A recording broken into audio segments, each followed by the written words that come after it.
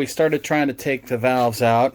I got 4 of them out, but I was really kind of struggling with this tool. This isn't the right one because this keeps spinning off the tops of these, and it makes it really difficult to get them out. Now, I could go ahead and finish, and I could probably get the rest of them out, but there's no way I would be able to get these back in with this type of spring compressor. So now I've ordered the one that has the hooks that'll hook over that and compress down. And hopefully that one works. So we're going to put it on hold for now and work on getting a different type of spring compressor. So that'll be number 3, because I tried this one from Harbor Freight, and this one, well, 1, didn't work, and 2, as you can see, it fell apart on me as well. So that's going to be going back also. Okay, so tried this 8-inch. This definitely worked much better as far as this getting around the valves, and you know, really is the one that needs to be used. Problem was with this all the way down, it didn't collapse the valves, the springs quite enough, almost, but not quite. So the 8-inch is just too small. So I went ahead and I'm going to try this one. This is a gear wrench one that I got from Home Depot. So we are going to try to use this one and see if we can get the rest of those valves out. I have a feeling this one's going to work. So, you know, I mean, look at the difference between those two. This is a much beefier and a much bigger one. So, and this also comes with, looks like 2 different types to be able to use. So, hopefully that'll work just fine. So we'll work on that, get that out, and then we'll use the Hillbilly hot tank. Okay, well, this one doesn't work either. So when I put it on and try to compress the valves, either this or this hit the head before it compresses enough to get to the valves, or the pins that need to come out. So it's not that they won't compress enough, it's that won't compress enough. So I don't know what else to do. So hopefully some people can give me advice. I put some question out there on a thread, but I'm starting to get a little frustrated with getting these out. But we'll just have to try to keep working on it. Okay, so I think I figured out a way to get it done. So that is actually a magnet off of a Harbor Freight, like 4-inch or whatever, metal cap thing. You know, you put your screws and all that stuff in. So that sticks right on there. This then goes on it, compresses the spring, and not only does it compress the spring, but since it's a magnet, it pulls the little clips right out. So this was really easy once I thought about it, and now that I have that space, it allows me to compress it low enough in order to get those clips out. So I think we're good. We're going to get the rest of these out. All right, so we're going to stick that on there like that. Stick that there. Stick that there.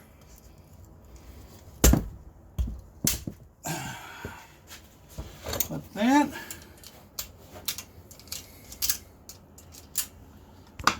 Out comes number 1. Out comes number 2. Because it's a magnet, it even holds that. Out come the springs. Out comes the valve. That was simple. So, there you go. Perfect. All right. So all the valve stem seals are out. All laying over here, destroyed. So we are ready. It is completely stripped down. I mean, just the gasket is on there, but we'll get that in the hot tank. See if we can get that off. Get this all nice and cleaned up. Try to get it looking like new if we can. Did a little bit of damage here. That was with that other, before I put it on, you could see where it was hitting the head as I was cranking it down. I don't think that'll be a big deal because that's inside and there's nothing rubbing up against it. You know, the gasket will hit there, but I mean, there should be plenty of gasket left still. So I'm not too worried about that. But yeah, so that head is completely stripped down now.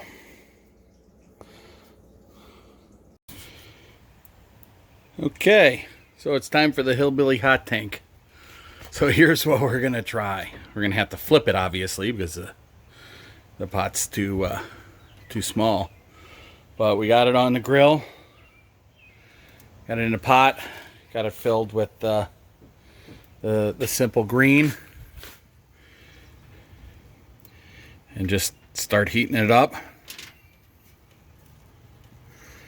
Might take a while. We'll leave it on there for a few hours. So we'll have to see how much propane we go through as well.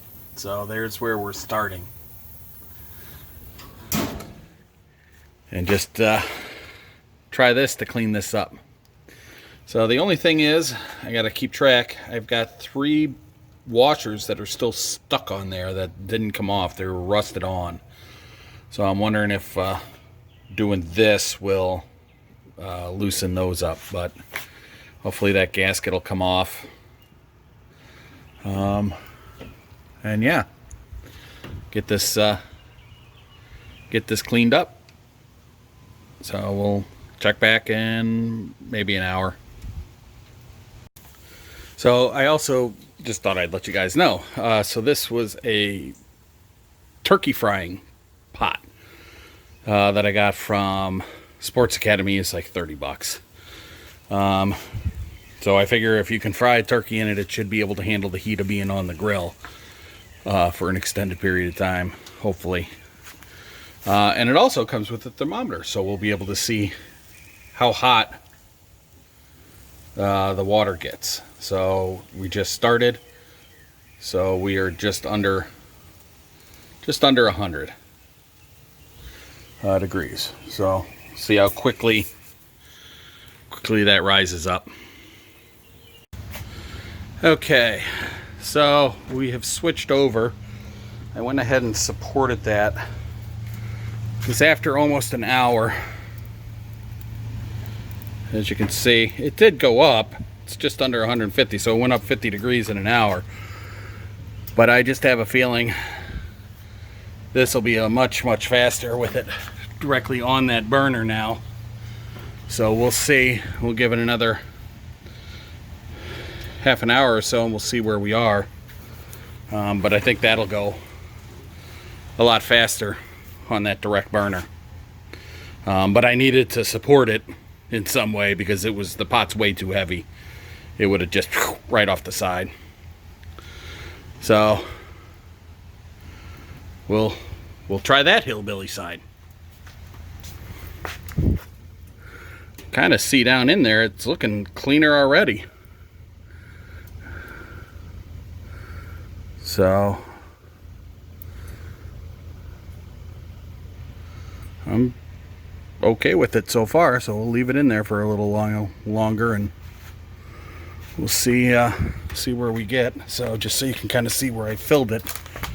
Filled it just over the second or the third cylinder, however you want. So there's 2+ cylinders submerged, and that way when I flip it, I know the whole thing will be done. So we'll get that heated up real quick, I think, with that right there on it like that. So, and then let's see where we are.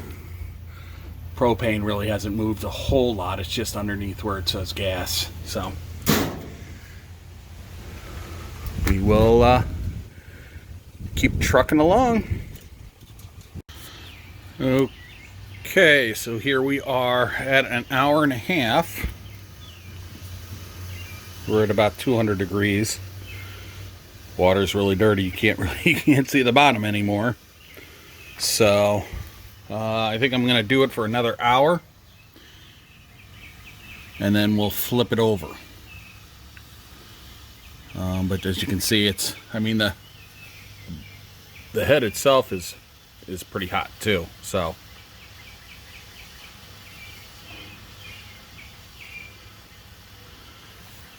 you know what? I might try flipping that over now, just to be able to flip it over. So let me try that. All right, so here we go. We're gonna see if I can hold that with just the gloves on. It looks like I might be able to.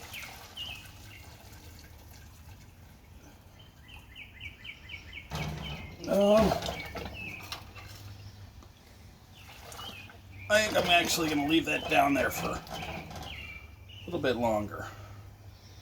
So we'll leave that in there for another hour. And then we'll flip it. Okay, so temperature got up to just above 200. That's been in for 2.5 hours on this side. So we are going to take it out.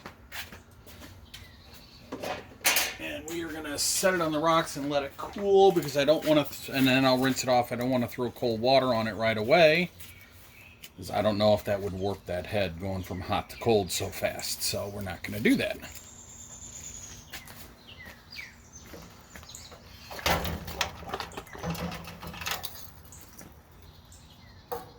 Probably should have taken that.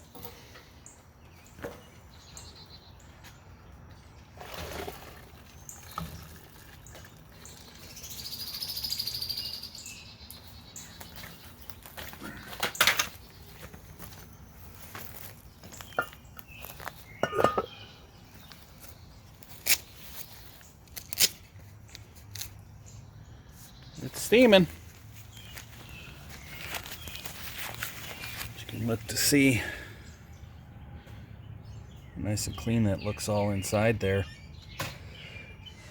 I might do this again with it. Scrape that gasket off. And then just hot tank it again for a little bit. But if you look inside, you can't really see all that well, but most of that carbon is gone. So I'll work on cleaning up a little bit more, but I'm gonna let that cool off, and I'll rinse that off. I don't know how long I'll let it cool for, but